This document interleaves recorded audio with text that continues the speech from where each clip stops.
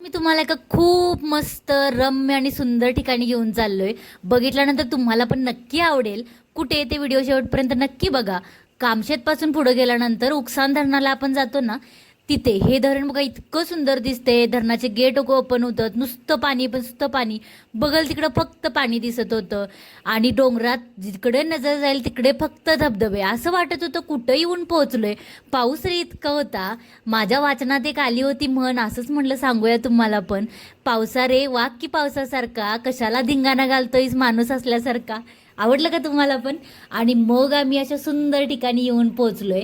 आणि ते ठिकाण आहे वडवली नंतर जे जांभवली गाव येतं ना, तिथं श्रीकोंडेश्वर महादेवाचं मंदिर आहे. इतकं सुंदर आहे. एंट्री फी 100 रुपये घेतात, पण पैसा अख्खा वसूल होतो. खायची प्यायची भरपूर सोय आहे. पाठीमागं धबधबा आहे. इतकं भारी वाटतंय ना, खूप मस्त वाटतंय. असं वाटतंय की कुठल्या तरी वेगळ्या विश्वात की स्वर्गात आलोय कुणास ठाऊक.